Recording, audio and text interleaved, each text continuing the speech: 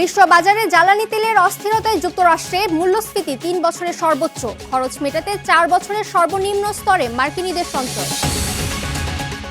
New York ও new জার্সিতে আইসের অভিযানে ৪৩০ জন গ্রেপ্তার, অনেক ক্ষেত্রে বর্ণভিত্তিক সন্দেহ ও ভুল পরিচয় বলছেন আইনজীবীরা।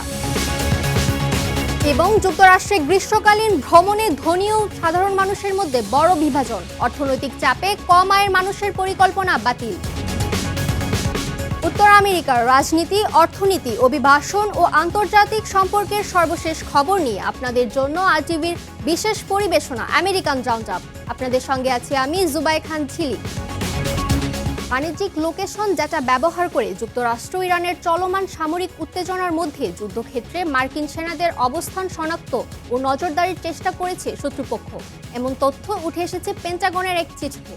মার্কিন সেন্ট্রাল কমান্ড জানিয়েছে, বিভিন্ন হুমকির প্রতিবেদনে দেখা গেছে শত্রুরা সেনাদের চলাচল ও অবস্থান নজরদারিতে লোকেশন ডেটা ব্যবহার করছে। স্মার্টফোন ও অ্যাপ থেকে সংগ্রহ করা এই তথ্য ড্রোন, ক্ষেপণাস্ত্র বা বোমা হামলার ব্যবহার হতে পারে বলে সতর্ক করেছেন আইন প্রণেতারা। সামরিক ডিভাইস লোকেশন শেয়ারিং বন্ধ এবং গুগল ক্রোমের মতো ব্রাউজার এড়ানোর পরামর্শ দিয়েছেন তারা। ইরান যুদ্ধের জেরে বিশ্ববাজারে জ্বালানি তেলের অস্থিরতায় যুক্তরাষ্ট্রের মূল্যস্ফীতি ৩ বছরের মধ্যে সর্বোচ্চ পর্যায়ে পৌঁছেছে। মার্কিন বাণিজ্য মন্ত্রণালয়ের প্রতিবেদন অনুযায়ী এপ্রিলে দেশটির মূল্যস্ফীতি বেড়ে দাঁড়িয়েছে ৩.৮%।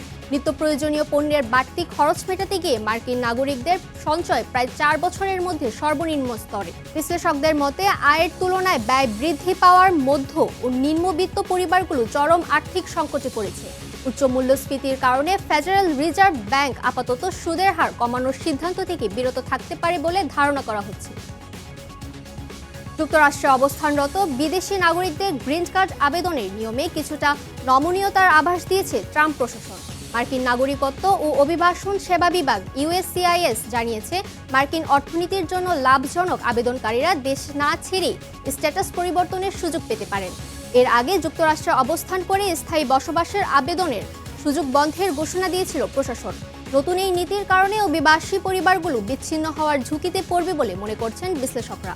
ইতিমধ্যে এই সিদ্ধান্তকে বেআইনি ও বিশৃঙ্খলা সৃষ্টিকারী আখ্যা দিয়ে আদালতে চ্যালেঞ্জ করার ঘোষণা দিয়েছে মার্কিন অভিবাসন আইনজীবী সমিতি। নিউ ইয়র্ক ও নিউ জার্সিতে আইসের অভিবাসন বিরোধী অভিযান এখন ভয়াবহ রূপ নিয়েছে। সাম্প্রতিক প্রতিবেদনে দেখা গেছে ১২০০টিরও বেশি মামলার মধ্যে প্রায় ৪৩০টি ছিল রাস্তায় গ্রেপ্তারের ঘটনা। এসব গ্রেপ্তারের ৯৩% হয়েছে লাতিনো অভিবাসীদের বিরুদ্ধে, যদিও মোট অভিবাসীদের মধ্যে তাদের অংশ ছিল মাত্র ৬৬%। আইনজীবীরা বলছেন, এসব গ্রেপ্তার অনেক ক্ষেত্রে বর্ণভিত্তিক সন্দেহ ও ভুল পরিচয়ের উপর ভিত্তি করে করা হচ্ছে, যা সংবিধান লঙ্ঘনের অভিযোগ তুলছে। একাধিক ঘটনায় ট্রেজার ব্যবহার, মারধর ও অপমানজনক আচরণের অভিযোগও রয়েছে। অনেকে কাজেও যেতে ভয় পাচ্ছে। প্রশাসন অভিযোগ অস্বীকার করলেও পরিস্থিতি নিয়ে উদ্বেগ বাড়ছে। যুক্তরাষ্ট্রে গ্রীষ্মকালীন ভ্রমণে এখন ধনী ও সাধারণ মানুষের মধ্যে বড় বিভাজন দেখা যাচ্ছে। বিমান ভাড়া ও হোটেলের খরচ বেড়ে যাওয়ায় মধ্যবিত্ত ও কম আয়ের মানুষ অনেকেই ভ্রমণ পরিকল্পনা বাতিল বা পিছিয়ে দিচ্ছেন, কিন্তু ধনীরা তাদের ছুটি কাটানোর পরিকল্পনা চালিয়ে যাচ্ছেন। জরিপে দেখা গেছে, এবার কম ভ্রমণের পরিকল্পনা করেছে এবং কম আয়ের মানুষের অংশ আরও কমেছে। এয়ারলাইন ও ভ্রমণ সংস্থাগুলো বলছে, ভাড়া বেড়ে যাওয়ায় অনেকে আন্তর্জাতিক ভ্রমণের বদলে কাছাকাছি ও সস্তা গন্তব্য বেছে নিচ্ছেন। কিছু মানুষ আবার গাড়ি বা ক্রুজ ভ্রমণ নিচ্ছেন। অর্থনৈতিক চাপের কারণে ভ্রমণ খাতে এই বৈষম্য আরও স্পষ্ট হয়ে উঠেছে। নিউ ইয়র্ক অঙ্গরাজ্য নতুন বাজেটে শহরের বিলাসবহুল দ্বিতীয় বাড়ির উপর অতিরিক্ত কর বসানোর সিদ্ধান্ত নিয়েছে।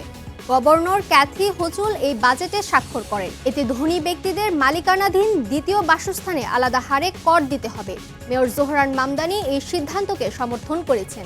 এই কর থেকে বছরে প্রায় $৫০০ মিলিয়ন আয় হবে বলে আশা করা হচ্ছে, যা নিউ ইয়র্ক সিটির বাজেট ঘাটতি কমাতে সাহায্য করবে। তবে কিছু ধনী ব্যবসায়ী এই করের বিরোধিতা করেছেন। নতুন নিয়ম অনুযায়ী দ্বিতীয় বাড়ির দাম যত বেশি হবে, করের হারও তত বেশি হবে।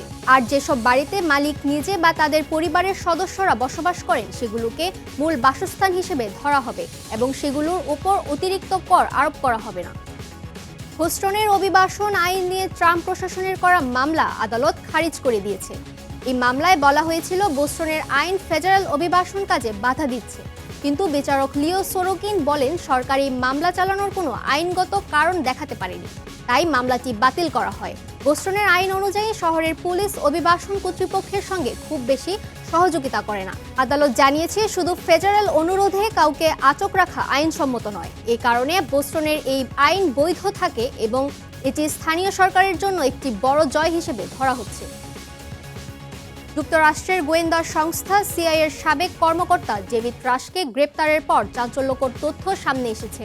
ভার্জিনিয়ায় তার বাড়িতে অভিযান চালিয়ে এফবিআই উদ্ধার করেছে ৩০৩টি সোনার বার, নগদ $20 লাখ এবং বেশ কয়েকটি বিলাসবহুল রোলেক্স ঘড়ি। উদ্ধার হওয়া সম্পদের মূল্য প্রায় $40 মিলিয়ন বলে জানানো হয়েছে। তদন্তে জানা গেছে সরকারি কাজের খরচ দেখিয়ে তিনি এসব সোনা ও বিদেশি মুদ্রা নিয়েছিলেন। এছাড়া চাকরি পেতে তিনি ভুয়া ডিগ্রি ও নকল সামরিক সনদ ব্যবহার করেছেন বলেও অভিযোগ উঠেছে। রাশের বিরুদ্ধে সামরিক ভাতা আত্মসাৎ এবং পরিচয় জালিয়াতির অভিযোগে মামলা হয়েছে। এখন পুরো ঘটনায় সিআইএ ও এফবিআই যৌথ তদন্ত চালাচ্ছে। হাওয়াইতে ৩ জন বৃদ্ধকে হত্যার ঘটনায় কয়েকদিনের ব্যাপক অনুসন্ধান শেষে সন্দেহভাজন জ্যাকব ড্যানিয়েল বেকারকে গ্রেপ্তার করেছে পুলিশ। তিনি বিগ আইল্যান্ডে আলাদা আলাদা স্থানে ৩টি হত্যার সঙ্গে জড়িত বলে ধারণা করা হচ্ছে। তাকে সশস্ত্র ও বিপজ্জনক হিসেবে সতর্ক করা হয়েছিল। পরে পুলিশ তাকে একটি ছোট গুহায় লুকিয়ে থাকা অবস্থায় খুঁজে পায় এবং কোনো সংঘর্ষ ছাড়াই গ্রেপ্তার করে। তিনি এর আগে একটি গাড়ি চুরি করেন এবং পালিয়ে বেড়াচ্ছিলেন। তাকে হত্যা, চুরি ও গৃহে অনধিকার প্রবেশের অভিযোগে আটক করা হয়েছে। ৩ ভুক্তভোগীর মধ্যে 2 জনের পরিচয় নিশ্চিত হয়েছে। 3য় জনের পরিচয় পরে জানানো হবে। ঘটনার কারণ এখনো তদন্তাধীন। এই পর্যন্ত আমেরিকান রাউন্ড আপ। উত্তর আমেরিকার গুরুত্বপূর্ণ সব আপডেট পেতে RTVর সাথেই থাকুন। মতামত জানান RTVর সামাজিক যোগাযোগ মাধ্যমে। সবাই ভালো থাকুন।